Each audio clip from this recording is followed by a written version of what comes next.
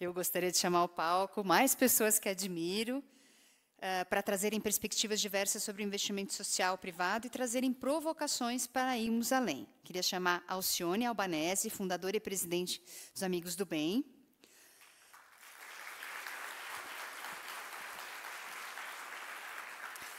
Benjamin Beledi, diretor executivo da WINS, Worldwide Initiative for Grantmaker Support.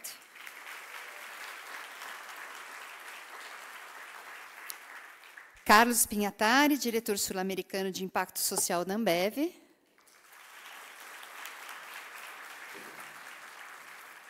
Cláudia Soares Baré, diretora executiva do Fundo Podali.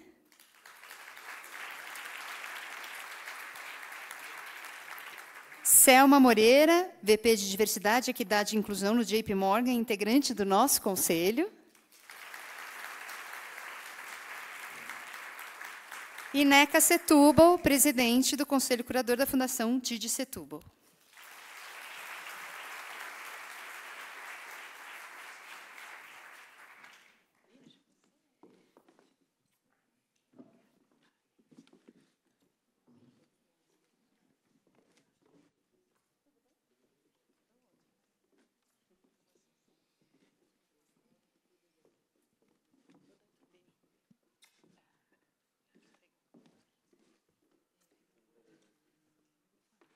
Alô, alô, alô. Alô, alô. Alô, alô. Alô. Alô, alô. Alô, alô, alô, alô, alô, alô. Agora sim. Bom, alô? Estão me ouvindo? Ótimo. Então, a ideia, gente, investimento social é coisa de gente. A gente quer bater um papo sobre investimento, o futuro do investimento social. Mas antes, eu queria passar para cada um de vocês falar um pouquinho sobre as causas que vocês trabalham, um pouquinho também da sua relação com a filantropia. Eu vou conversar com a Selma aqui do meu lado. Oi, gente. Está funcionando? Boa noite, meu nome é Selma. Super feliz e honrada em estar aqui. Autodescrição? Me perdi. Bom, eu sou uma mulher negra, de pele clara, estou usando um terninho preto, uso óculos e tenho um cabelinho cacheado na altura do ombro. A minha relação com a filantropia, acho que, talvez eu diria que da vida inteira, né? Porque não só a partir de um lugar de gestora, de investidora, mas eu também tive, acho que o privilégio, a sorte de ser atendida por muitas organizações durante a minha infância.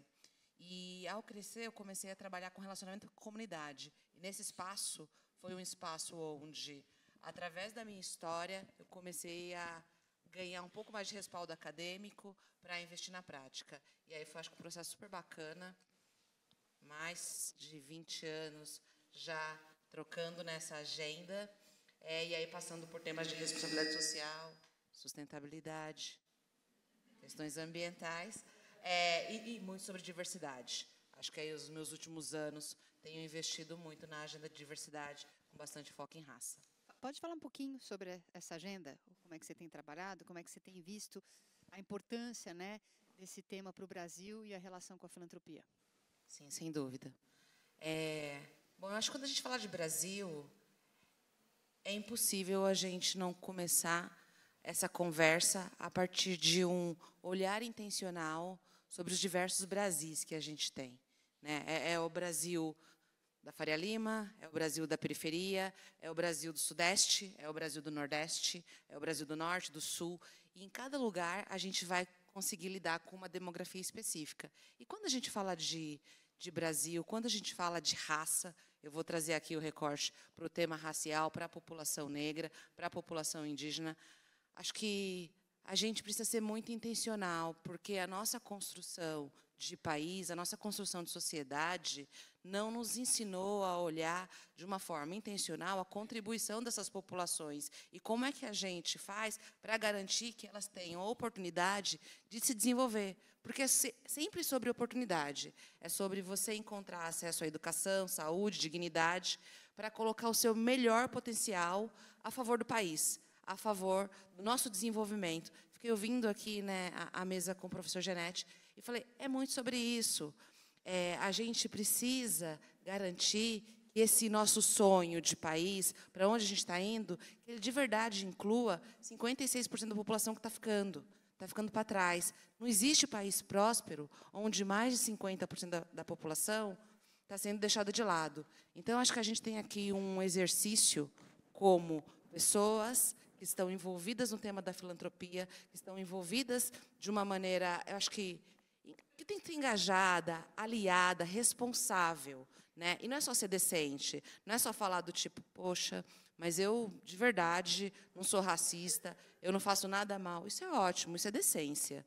Mas eu acho que a gente tem buscado cada vez mais pessoas efetivamente ativas, que intencionalmente façam estratégia de modo que possa contribuir para o desenvolvimento e mobilidade social da população negra. Do contrário, eu acho que a gente sempre vai ficar pagando o custo da desigualdade através de muros mais altos, cada vez mais distanciamento. Como é que a gente faz para equalizar isso, né? A conta nunca fecha. Então, eu acho que é para isso que eu acordo todos os dias. Quando eu acordo, eu boto o pé no chão e falo, beleza, é isso que eu vou fazer. Com quem que eu vou dialogar? Como é que eu vou impactar a vida de outra pessoa e ser impactada para que a gente possa, de verdade, contribuir para a construção de um mundo melhor, mais justo, mais equânime, onde todos tenham condição de viver uma vida digna e plena. E é por isso que ela é a nossa super conselheira, né? Sempre aprendo com você. E aí, eu vou passar a palavra para a Neca, que foi também conselheira do IDES, lá atrás, né? Não foi na minha época, mas um grande orgulho. E queria que você pudesse abordar a sua trajetória, né, na filantropia e também as suas motivações para a escolha das causas que você atua e talvez falar um pouquinho sobre investimento social familiar, né? Que é algo que você conhece, que a gente conversa bastante sobre, né, Neca?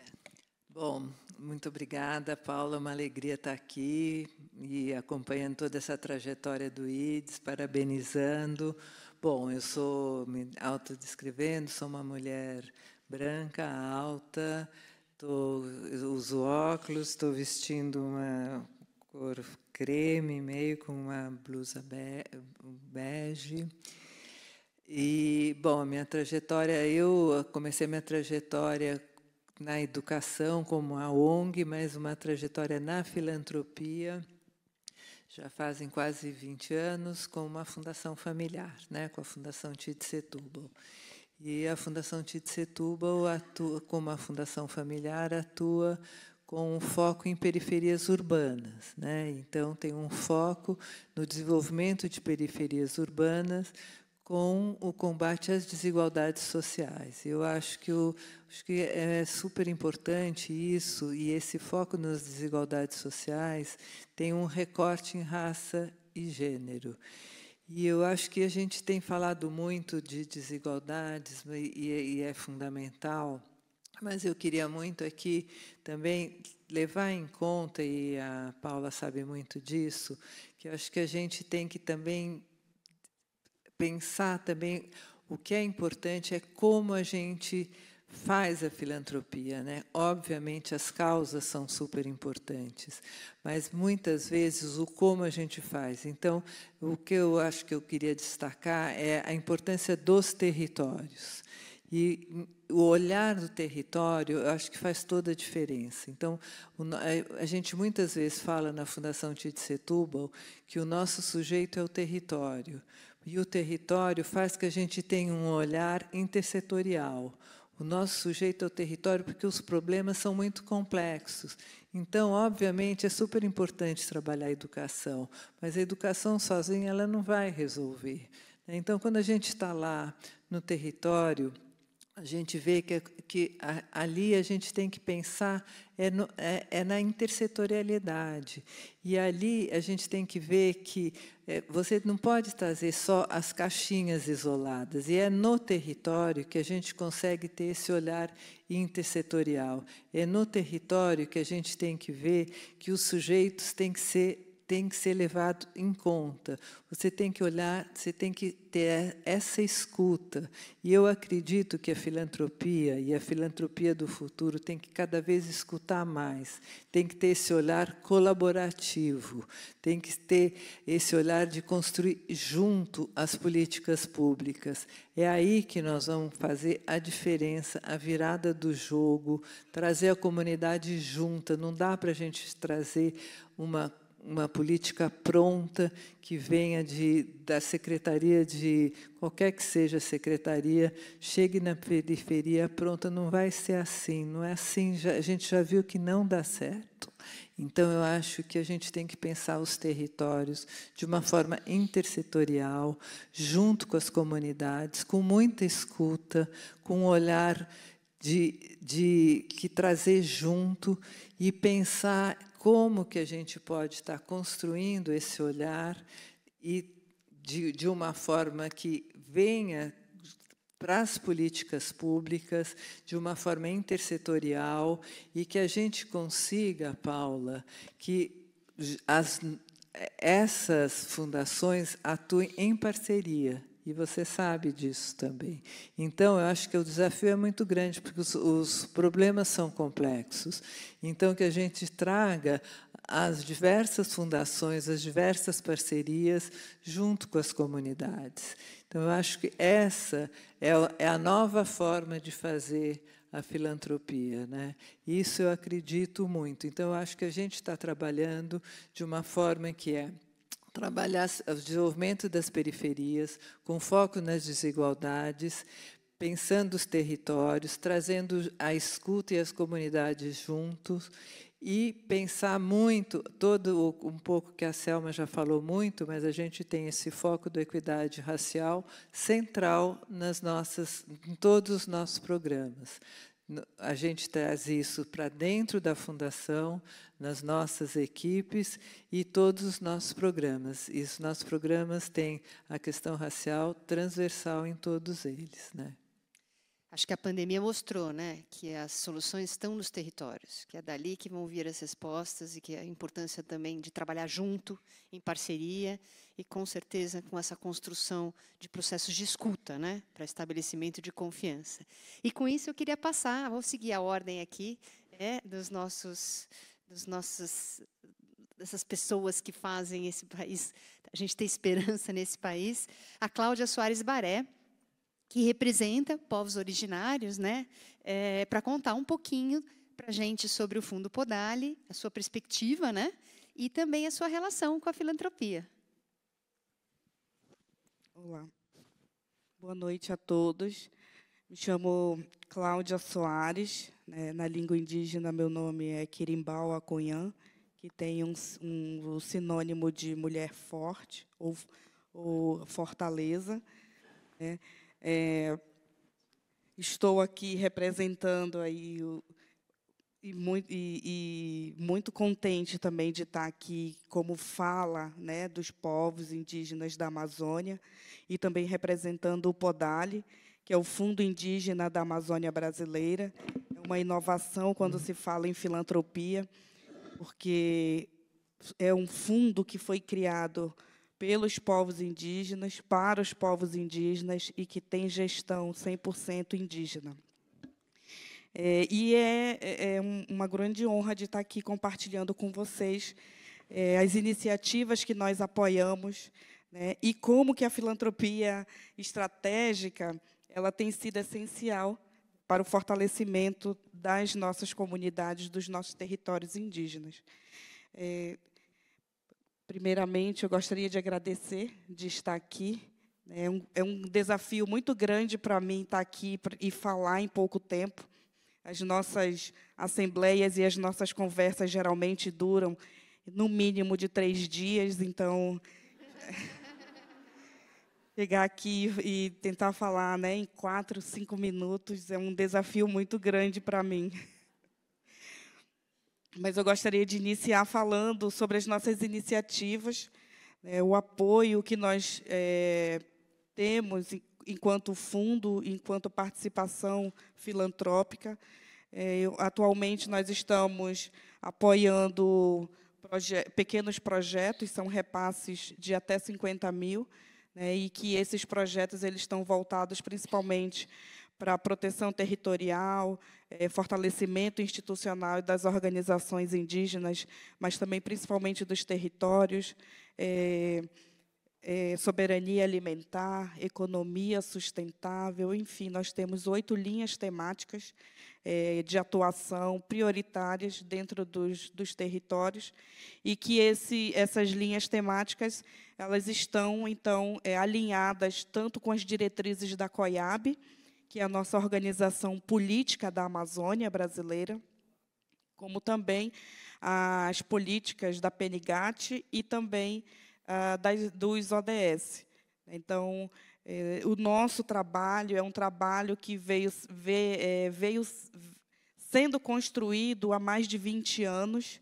Então, todas as pautas do movimento, quando se fala em demarcação de terras indígenas, quando se fala de saúde indígena, educação indígena, nessas pautas também era colocado uma pauta muito importante. Como é que nós vamos implementar os nossos projetos de vida? Porque em todos os territórios, cada um desses territórios tem um projeto de vida, né? E eu aproveito a fala, né, da colega aqui do lado, que nada é construído de cima para baixo, né? Então, nós temos um protocolo de consulta que ele precisa ser, sim, levado em consideração. Então, o Podalha ele nasce dessa necessidade de apoio, não só financeiro, aos territórios, porque o professor Janete, né, anteriormente, ele colocou, e é fato isso, né? É uma verdade isso, que nessas mudanças climáticas que estão tendo, as primeiras pessoas que são afetadas são aquelas que estão dentro dos territórios. Hoje, no estado do Amazonas e em outros estados da Amazônia, nós temos a seca severa. E quem é que está ali no território, né? São os povos indígenas, são os quilombolas, são os extrativistas, né? São os povos da Amazônia. Então, nós temos esse papel fundamental e uma missão muito importante de fortalecer e apoiar os projetos de vida dos povos indígenas, principalmente da Amazônia brasileira, mas também dos povos indígenas do Brasil, por ser um mecanismo financeiro criado, né, em 2020, mas pensado há mais de 20 anos, e que ele está especificamente para aquelas pessoas, né, que são as últimas da fila, vamos dizer assim, né? São as últimas que, se sobrar alguma coisa, a gente pensa em ajudar no que der, né? E o Podalha ele vem hoje aqui para dizer o contrário, né? Que nós somos os primeiros da fila a partir dessa construção do próprio movimento indígena, porque é de nós para nós. Acho que poderemos falar mais um pouquinho depois. Eu acho que a gente tem muito que aprender, né? Porque são os povos originários que têm, acho que, muito a nos ensinar de como cuidar do nosso planeta. E com isso eu vou passar para o Carlos Pinhatari, o PIG, para falar um pouquinho sobre o investimento social corporativo, né? O Carlos é da Ambev, e falar também, acho, um pouquinho sobre esse papel das organizações intermediárias para o fortalecimento do investimento social, para o fortalecimento do ecossistema de impacto aqui no país. Perfeito. Obrigado, Paulo. Boa noite, pessoal. Eu sou o Carlos Pinhatari, eu estou na Ambev, minha autodescrição, então, estou com um tênis branco, estou com uma calça com uma camiseta preta, com uma blusa / uma capa de chuva amarela, e aparentemente eu sou bom de abrir copos. Então, quem precisar aí, eu estou abrindo copos. Então, acho que assim, né, Paulo? Acho que só para trazer, quando a gente está falando principalmente de investimento social e pensando nessas organizações intermediárias, eu acho que um papel que a gente olha, principalmente no Ambev, é pensar a estratégia de inclusão produtiva, né? Eu lembro que a gente falou bem no começo, quando a gente estava falando disso, você estava até com a gente nessa discussão em que a gente queria muito trazer e pensar nessa estratégia E aí, né, o Instituto Avon falou isso antes, então, como não é uma empresa executora, como que a gente conseguia, de alguma maneira, também encontrar essas outras organizações que iam ajudar a gente não só a articular, mas, ao mesmo tempo, trazer outras organizações que também seriam executoras. Pensando numa estratégia de inclusão produtiva, pensando também como que a gente consegue fazer isso com filantropia, eu acho que uma coisa que eu ouvi muito, né, principalmente quando a gente está no meio corporativo, é mas filantropia vai funcionar ou não vai funcionar, como que a gente consegue fazer para pensar isso no longo prazo, né? Mas se a gente está falando de combate à pobreza por meio de geração de renda, tem um degrau ali de extrema pobreza para a pobreza que ele é necessário e ele é urgente. Né? Quando eu olho do ponto de vista acadêmico, então o meu mestrado também é em inclusão produtiva, a gente vê, eu falo até que ele é imediato, né? Para chegar do degrau de extrema pobreza para pobreza, ele é um imediato em que a gente precisa sim de filantropia, a gente precisa dessas iniciativas, e eu acho que trazendo um pouco do que a Selma falou, de intencionalidade. Né? Então, quando a gente olha o nosso programa de inclusão produtiva que começou ali no finalzinho da pandemia, a gente vê que as mulheres negras, elas, embora são 28% da população, elas foram as primeiras a serem demitidas. Né? Então, além do recorte racial, tem uma interseccionalidade aí de gênero também, em que a gente resolveu focar muito nisso, né? Quando a gente está olhando no programa. Então, quando a gente tem o Bora, que é esse nosso programa, o último censo que a gente fez, a gente viu aí que 84% são mulheres e 69% são mulheres negras, em que a gente não é só simplesmente eu falar, beleza, vou ali dar grana, vou dar conhecimento e só. Né? Tem todo o resto ali de um apoio e de como que eu consigo garantir com essas organizações que estão ali, intermediários, estão no território e também têm um conhecimento local, para trazer toda essa visão estratégica de como construir essa bolsa de amparo. Né? Eu acho que a Neca ela falou de um jeito super chique, né, de territórios. A gente fala que toda história tem um número e todo número tem uma história, mas eu acho que no final do dia é isso. Né? Os territórios eles também têm histórias, e eu acho que as organizações elas conseguem ajudar a gente a trazer essas histórias para garantir que a gente tenha um programa efetivo. Né? E, de novo, voltando para o ponto de investimento social privado, pensando também como que a gente consegue ter alcance e escala ao mesmo tempo. Então, acho que essa é uma preocupação que olha muito pensando em estratégia e em intermediação. Obrigado. Acho que a gente precisa, né? Todas as empresas deveriam estar fazendo o seu papel da filantropia, né? Fazendo doações, apoiando organizações. E aí, por isso que a gente resolveu lançar o Compromisso 1%, né? Para ver se a gente consegue o maior número de empresas que se comprometa a doar pelo menos 1% do seu lucro, para fazer essa diferença que vocês estão fazendo. E, com isso, eu vou passar a palavra para a Alcione, minha querida Alcione. A gente tem uma história, né? Eles chamaram a gente para fazer a avaliação do impacto, e aí, quando eu recebi os resultados, eu falei, mas como assim? É isso aqui mesmo? Eu falei, não, eu quero ir lá ver. E aí fui visitar Amigos do Bem, e é realmente uma iniciativa impressionante. Eu voltei transformada e falei para a Alcione, você se vende muito mal, você não está contando para todo mundo direito o que está sendo feito lá. Mas conta um pouquinho, né, das suas iniciativas e também como é que você vê o papel da filantropia.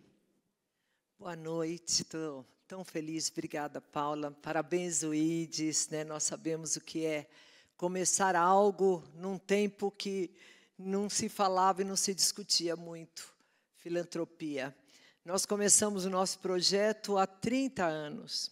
Outro dia saiu no Valor Econômico Alcione Albanese erradicando a pobreza no sertão nordestino há 3 décadas. Eu confesso que eu fiquei com vontade de falar que eu era filha da fundadora. Mas, e assim, quando nós começamos, se falava de caridade, e ninguém queria escutar sobre caridade. As pessoas não davam nem atenção, não tinham nem respeito. Hoje nós, solidariedade, filantropia, então realmente a gente tem esperança. Eu tenho muita esperança com o nosso país, como o nosso amigo Janete, porque o nosso país ele é de pessoas maravilhosas, não é que a gente queira falar da gente, mas a gente é muito, assim, nós somos muito especiais. Olha só as tragédias, a comoção, a atitude rápida. O brasileiro é bom, ele é solidário, eu acho que só necessita um despertar né, para que a gente possa, com passos largos, fazer algo que nós não fizemos até aqui. Eu digo que a nossa situação hoje de desigualdade foi uma omissão de todos nós. E agora a gente tem que recuperar. Porque Deus não criou realmente a miséria. Foi o descaso dos homens. E eu acho que essa consciência, ela está muito clara. Quando nós começamos, nós não tínhamos experiência, nem sabíamos, nós fizemos uma viagem no sertão nordestino, porque nós tínhamos um trabalho social com as mães das creches que viviam em favela e falavam assim, miséria está no sertão, minha família está morrendo, Alcione. E minha mãe, eu falo que o bem se ensina, eu aprendi com a minha mãe, e aí eu reuni 20 amigos, e onde será esse sertão? E quando nós chegamos no sertão nordestino, nós nos deparamos com outro país, pessoas que não sabiam em que ano que estavam, absolutamente nada, roupas rasgadas, panelas vazias, e eu voltei, eu falo que a indignação tem que vir com a ação, e desde então nós não paramos mais. Começamos um processo de transformação, hoje nós atuamos em 5 pilares, nós sabemos que a educação é a base, mas o passo seguinte é gerar trabalho para você gerar a mudança. Então, onde nós atuamos, foi feito um trabalho maravilhoso do IDES. Aliás, gente, falar do IDES, né, não tem como a gente não ficar orgulhoso desse trabalho que vocês fazem, do SROI, onde foi 6,45 o resultado do nosso projeto, que saiu mais de 2 bilhões, 100 milhões ao longo dos anos. As pessoas não tinham absolutamente nada, hoje elas têm casa, hoje elas têm moto, hoje elas têm trabalho, hoje elas têm dignidade. Então, isso nós temos feito. Nossa base é educação. Nosso último IDEB, 9,2, onde eles não têm internet, onde os pais são analfabetos e onde nós vamos todos os dias buscar até 30 quilômetros dessas crianças. Então, assim, o que nós fazemos é algo difícil, é desafiador. Eu passo a metade do mês quase no sertão. Mas a base de tudo é o amor. E é o amor não somente meu, porque ninguém constrói nada sozinho.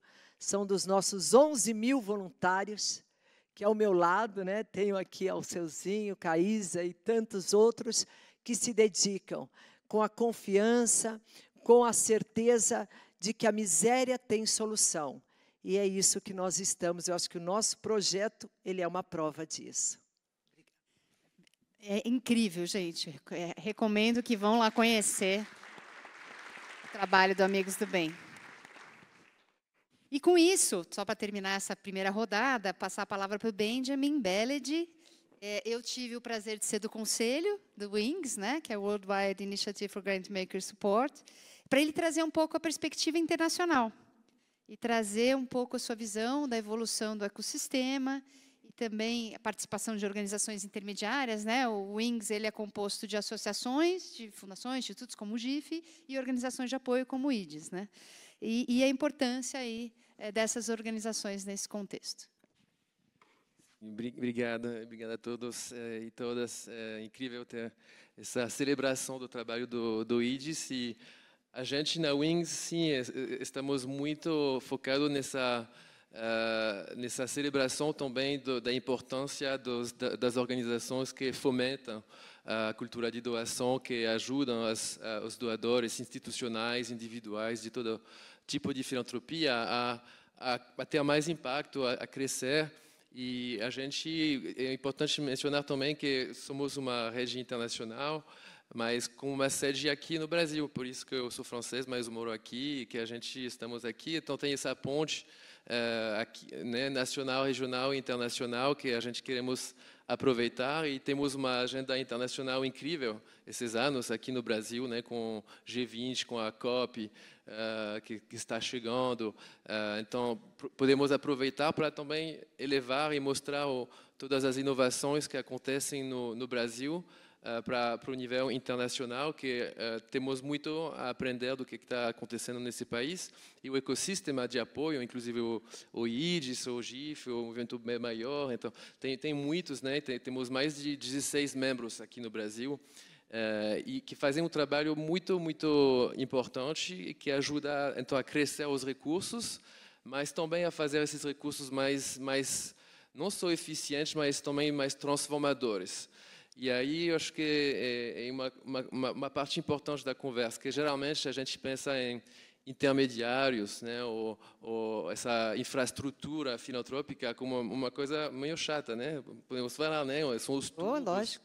né? Os tubos, tipo uma coisa, são os serviços, assim, a infraestrutura é o serviço que fica atrás. Sabemos que precisamos, mas bom. Mas na realidade, nesse contexto que o professor Gianetti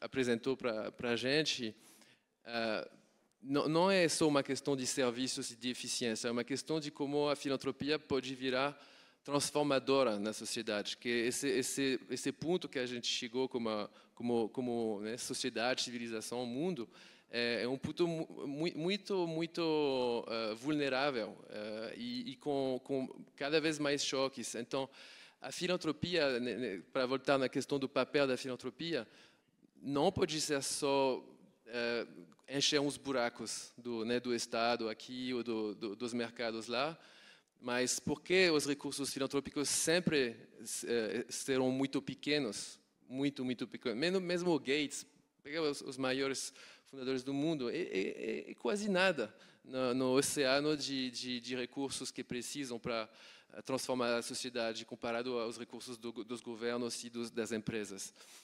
Então, o papel realmente é de mostrar uns modelos e de tentar influenciar umas mudanças mais profundas nos sistemas econômicos, nos sistemas de governança e trazendo as comunidades no centro. Então, nesse papel, as organizações do ecossistema, elas são essenciais porque elas trazem essa parte da colaboração dentro da filantropia, mas também entre a filantropia e os outros atores, para conseguir essa influência. Também ela tem esse efeito multiplicador, porque investindo um pouquinho de recursos numas organizações que fortalecem a cultura de doação, tem um retorno né, que se multiplica os recursos para a sociedade civil, mudança social. E também nesse mundo incerto, né, que permanente com disrupções, não é possível ter uma abordagem de engenheiro, sabe? Vou ter uma estratégia perfeita e vai chegar à mudança sistemática. A gente precisa construir umas pontes, construir umas colaborações, construir uns espaços para ter essa possibilidade de achar as soluções nos momentos como vai evoluir a situação, porque estamos num momento de muita incerteza. Então, as organizações intermediárias, como o IDES e muitos outros, são essenciais para também challenge o setor e criar essas colaborações. Então, a gente, com a Wings, tenta apoiar esse mundo lá. Muito bom. E aí, agora a gente tem uma surpresinha. O último vídeo, né, eu acho, da noite, mas a gente recebeu uma contribuição, a gente convidou, ele não podia estar com a gente, e a gente recebeu uma contribuição do Raí, né, que trabalha aí a causa do esporte, mas que tem sido também militante em vários outros temas. Olá, quem está falando aqui é o Raí. Gostaria de começar, obviamente, parabenizando o IDES pelos seus 25 anos. Um trabalho fundamental para o nosso país, trabalho de mobilização, de formação de uma cultura de filantropia tão necessária para o mundo e para o nosso país, especialmente. A filantropia é algo essencial e estratégico para o futuro da humanidade, o futuro da nossa sociedade. Se a gente quer ter chances de ter uma sociedade ainda mais justa, mais pacífica, passa pela filantropia, pela responsabilidade social dos indivíduos e das instituições. Quando falo em filantropia, eu penso em solidariedade, fraternidade, empatia, mas penso também em inteligência estratégica para um futuro melhor e inteligência que vem do coração também. E nisso o IDES faz um trabalho excepcional, não só com essa visão, com essa empatia, mas também com seu conhecimento, né? E dando suporte para todos aqueles que pensam de maneira parecida. Eu também, junto com meu amigo Leonardo, a gente começou um trabalho, um projeto de campo, mas começamos também com uma doação, montando um fundo para estruturar a Fundação Godileta, que existe há mais de 25 anos, já beneficiou, já impactou milhares, centenas de milhares de crianças, adolescentes, suas famílias, comunidades. Temos muito orgulho disso, mas foi também graças a parceiros estratégicos como o IDS, que nos ajudou a amadurecer a nossa visão. E a gente pôde potencializar toda a nossa notoriedade, né, através do esporte, o conhecimento através do esporte, o esporte como educação integral, como um tema transversal, né, que atinge a saúde, a parte social, a parte econômica, o impacto econômico também. E eu acho que o papel fundamental da filantropia é esse, né, de potencializar as boas iniciativas e fazer com que a gente tenha ainda mais chances de um futuro melhor, que a gente possa, assim como eu me orgulho do que fizemos na Godileta, assim como vocês todos se orgulham do trabalho feito por cada um, mas também o trabalho feito pelo IDS nesses 25 anos, e que a gente possa ter esse orgulho também para as futuras gerações, o que a gente vai deixar para os nossos filhos, netos e para um mundo melhor. Obrigado, grande abraço e até breve. E aí, agora a nossa segunda rodada, vou começar de lá para cá agora, começar com o Benjamin, mas a ideia é falar um pouquinho, né? A gente está aqui com a nossa campanha dos 25 anos e a gente queria terminar discutindo o futuro da filantropia. O que a gente vê para frente? E aí, queria que vocês falassem, cada um, sobre o futuro da filantropia, o papel do IDS nesse futuro e o papel de cada um de nós. Benjamin. Sim, então acho que já falamos bastante, né, desse futuro, inclusive da dimensão até às vezes assustadora de algumas dimensões desse futuro, e também a necessidade de trazer uma esperança, de trabalhar com essa esperança. Bom, como eu falei, a gente na Wings temos vários papéis, mas um deles é de influenciar as normas e as práticas da filantropia. E estamos tentando entender o que está acontecendo no mundo, de vários continentes, e trazer essa sabedoria do campo para ver quais mudanças precisamos. E o ponto que a gente usa para começar essa reflexão é esse entendimento dessa polycrisis, né? desse contexto de intersecção de crises profundas que se alimentam e que vão criar mais choques, e que não deixa a gente trabalhar do mesmo jeito que a gente trabalhou durante décadas e séculos. E então, com essa base, a gente olhou a sabedoria do setor e as três mudanças de mente, né, que a gente acha que precisa e que também vão se traduzir em ações concretas, que o setor precisa para ter esse papel mais transformador na sociedade. Um é de parar de pensar como o ator ou a organização que vai impactar, que vai fazer acontecer a mudança, que vai ser um pouco no centro dessa mudança, e de tomar um olhar mais amplo, de se considerar como um facilitador da mudança dos outros e de outros atores, de outros sectores. Então, a mudança das políticas públicas, a mudança dos modelos de business, a mudanças que os movimentos sociais e as comunidades mesmo vão trazer, e de se colocar a serviço e de facilitar essas mudanças mais amplas. Então, é uma questão também de humildade, de entender que as soluções a gente não tem e precisamos fazer tudo o que temos, né, para ajudar os outros atores a fazer. Então, isso inclui também mais investimentos nesse ecossistema de filantropia, como a gente estávamos falando antes. Nesse caso, é facilitar outros doadores a doar mais e melhor, para ter esse efeito multiplicador que a gente precisa nesse contexto. Então, tem essa dimensão de novo, de criar os espaços de colaboração, de tentar puxar o setor para mudar, para tomar mais riscos também e para entender a urgência da situação. O segundo é uma questão de coerência.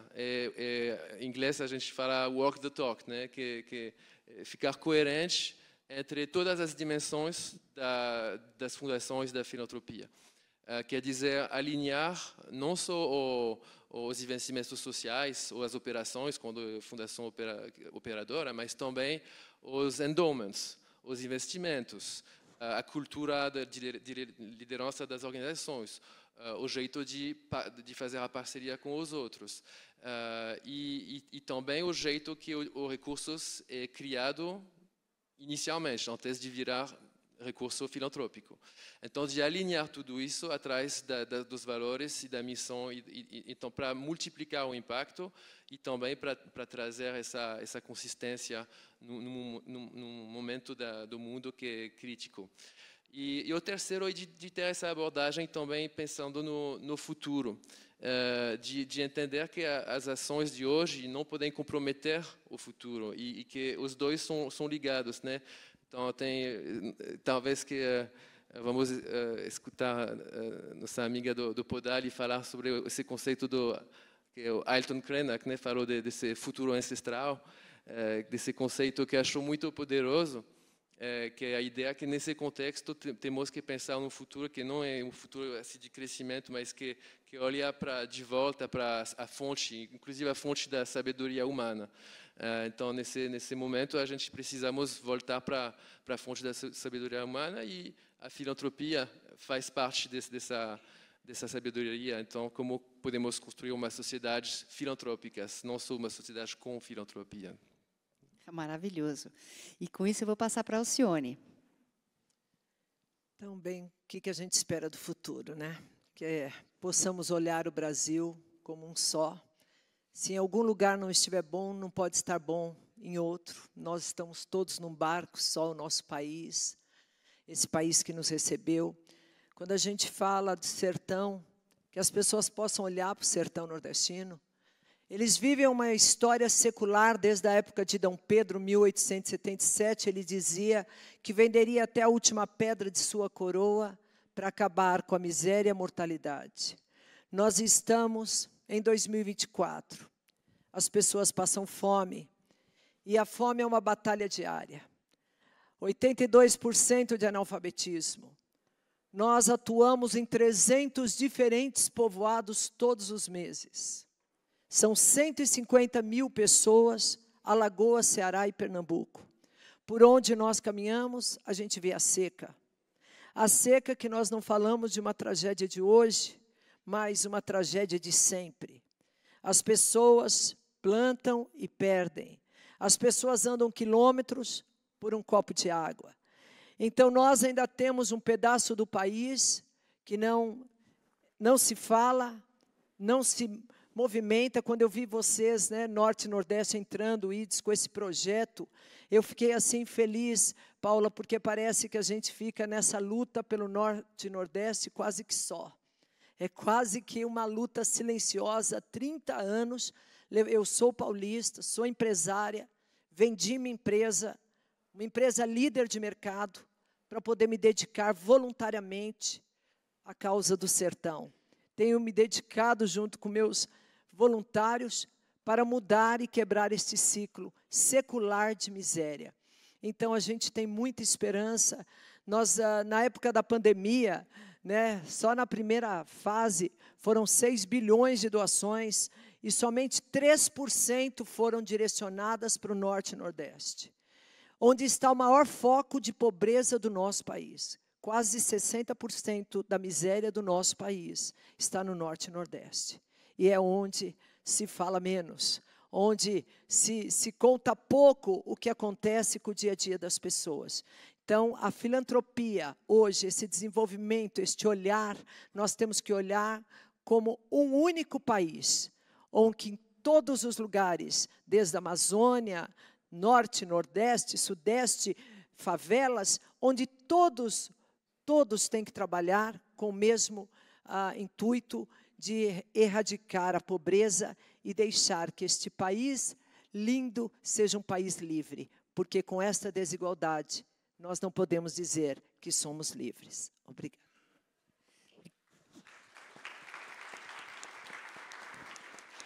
Obrigada, Alcione. E aí passo a palavra para o Pig.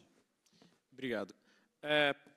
Concordo, acho que para ser bem breve, para mim, quando a gente está falando de futuro de filantropia, ele parece muito com o passado, né? E aí, citando de novo o Krenak, ele falava muito sobre envolvimento em vez de desenvolvimento, né? Então, para mim, o futuro de filantropia ele tem muito a ver com esse envolvimento. O envolvimento local, o envolvimento de território, o envolvimento dessas pessoas para a gente identificar exatamente as necessidades. Obrigado. Obrigada a você. E Cláudia? Quando a gente fala de futuro da filantropia, né, para o Podalho, o futuro da filantropia é fazer com que os povos indígenas sejam protagonistas, né, da própria filantropia. Porque no evento passado do IDES, no início de setembro, eu coloquei, e para quem não esteve naquele momento, mas o nome do Podalho, ele tem um significado de sustentabilidade, de doação, porque nós já fazemos isso sem saber que fazíamos filantropia. Então, nós já fazemos isso nos nossos territórios, né? E com essa estruturação, com essa organização, nós estamos aqui para potencializar um trabalho que nós já realizamos nos nossos territórios. Então, o Podalho, ele vem com esse olhar de futuro da filantropia nesse sentido, de que os povos indígenas eles sejam protagonistas dos seus projetos de vida, e aí eu não estou falando de projeto escrito, estruturado, muito bem colocado em português, mas do que realmente aquele território quer e pensa as suas necessidades em saúde, educação, proteção territorial, principalmente territorial, porque quando a gente coloca, fala tanto sobre filantropia, fala sobre mudanças climáticas ou outros temas, a gente está também discutindo sobre território e sobre demarcação das terras indígenas, né? O território ele é muito importante para todos nós. E estamos vendo isso hoje, seja no norte, seja na Amazônia, no Nordeste. Cada uma das pessoas que fazem parte desse território, ela tem uma ligação muito forte com a sua vida, né? A sua ancestralidade, né? Então, esse é o futuro da filantropia para nós, que todos nós sejamos respeitados em relação ao que nós precisamos e ao que nós queremos. Então, as nossas vozes, elas precisam ser respeitadas, elas precisam ser ouvidas, e as necessidades que são levantadas, elas precisam ser trabalhadas em conjunto. Então, o respeito mútuo, ele é bastante importante nesse processo da filantropia de futuro, porque se não há respeito, nós não estamos fazendo filantropia. É sempre um lado que quer sempre ter a razão. Então, o Podalho ele vem nessa missão, né, também de ser uma referência de captação e redistribuição de recursos, olhando principalmente o nosso Estado brasileiro, né? A gente faz a filantropia, mas nós queremos ser referência para o Estado brasileiro, para que eles também trabalhem como nós. A gente, hoje, eu sei que... eu ainda tenho 1 minuto. Hoje, nós trabalhamos de uma forma em que nós não estamos em disputa com outros fundos. E toda vez que é posto isso na mesa, algumas pessoas ainda ouvem isso com espanto. Mas como? Tem tantos financiadores aí, está todo mundo olhando a Amazônia. Mas não é só olhar a Amazônia, não é só cuidar, fazer com que a floresta esteja em pé ou que não haja mais desmatamento. Mas tem que olhar principalmente para as pessoas que fazem parte desse território. E aí eu não falo só das populações indígenas, eu falo dos quilombolas, eu falo dos extrativistas, eu falo dos caboclos, enfim, eu falo de todos os povos que estão ali. Então, nós trabalhamos em parceria. Quando... Meu tempo esgotou, mas eu queria colocar o que é importante, porque eu vou falar um pouco do IDES, porque quando nós começamos a nos familiarizar com essa filantropia tradicional, o que as pessoas tentaram colocar para nós é que é importante o financiamento direto para os territórios, para o chão da aldeia. É importante. Mas também nós valorizamos muito as nossas parcerias, né? E o IDES ele tem se aproximado mais neste sentido, né? Tanto do Podale, particularmente, mas também trazendo vozes, daquelas vozes que elas são ecoadas, mas não são ouvidas, né? Então, é importante trazer isso para vocês, de que o Podale ele trabalha muito fortemente com as suas parcerias, independente se é um intermediário ou independente se o recurso vem direto para o Podale para trabalhar nas aldeias, né, nos territórios. Acho que é algo que eu queria que todos saíssem daqui com isso aqui na mente, né, e que balançassem muitos que estão aqui. Eu não entendi. Como assim? O recurso chega na aldeia, passa pelos intermediários, como é que é? É um assunto que estão tentando pôr na cabeça das pessoas, né, e que a gente tenta desconstruir.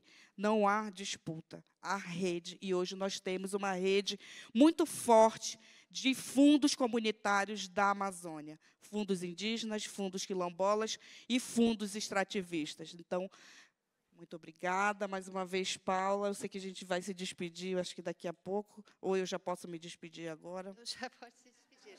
Então, muito obrigada a todos que estão aqui. Eu vou estar sempre à disposição. Quero conversar com você. Muito obrigada pelo espaço e por estarem nos ouvindo aqui, não só como representante dos povos originários, mas também daqueles que não puderam estar aqui presentes. Neca, agora você tem uma tarefa difícil, né? Mas vamos nessa. Vamos lá. Então, bom, eu queria colocar alguns pontos. Primeiro ponto, eu acho que a filantropia do futuro ela tem que ser mais corajosa, mais ousada e arriscar muito mais, né? E eu acho que, diante do que o Janete colocou, o professor Janete colocou, eu sempre, já coloquei várias vezes nas minhas falas, que a filantropia é muito ensimesmada, ela é muito voltada para dentro, como se não existisse um mundo lá fora. Estou generalizando, tá? Tem muita gente que não é assim, muitas fundações que não são assim, mas muitas são muito voltadas, tem uma causa e vai nessa causa o resto da vida. Esquece que tem um contexto. Nós vivemos um contexto muito desafiador, como o professor Janete falou. Nós estamos vivendo um contexto muito desafiador, muito sombrio, né? E eu acho que a filantropia, como já foi colocado e como nós todos aqui concordamos, tem um papel fundamental. Então, nós temos que ter muita coragem, temos que arriscar bastante e olhar para esse contexto e responder às crises desse contexto. Então, nós estamos vivendo crises sérias.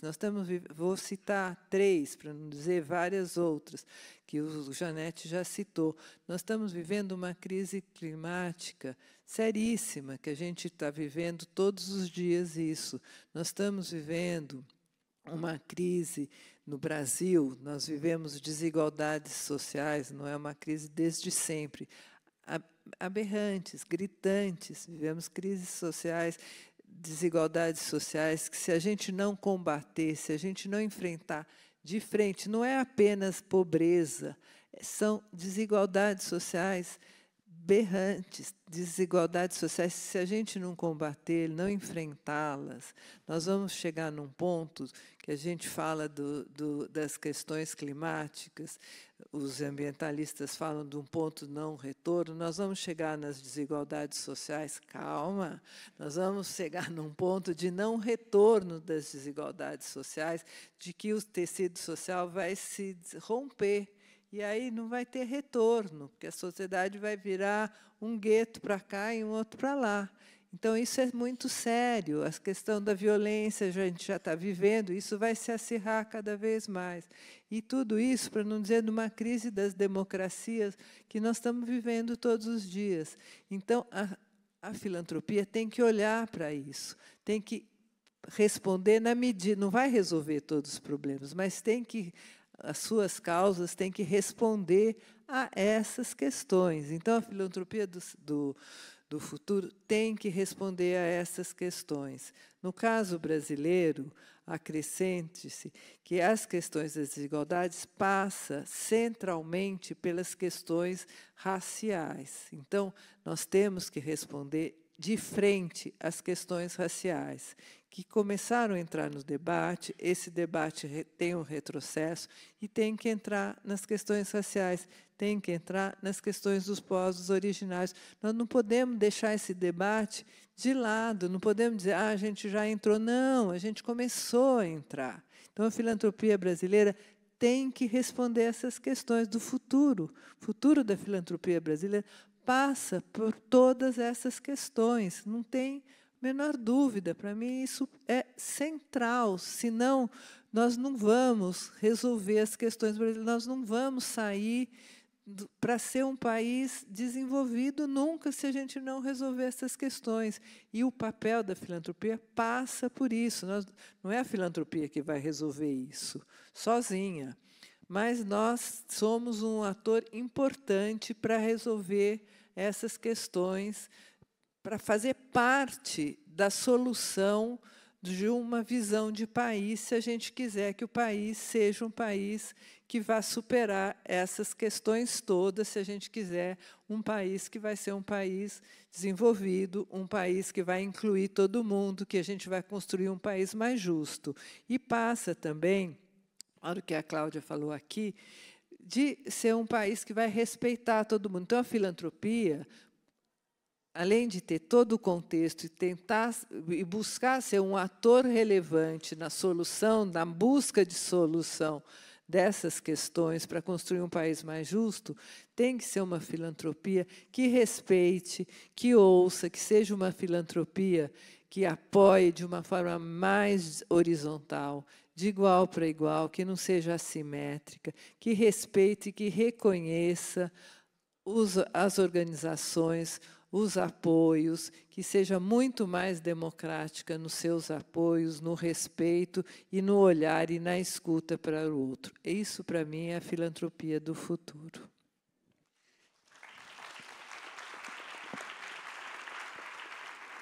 Obrigada, Neca. E aí, Selma, está pronta para fazer a fala final?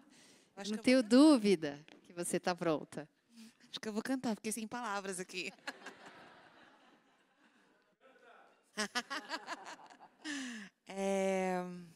Eu, enfim, ecoo tudo que foi colocado aqui pelos meus amigos e amigas de painel.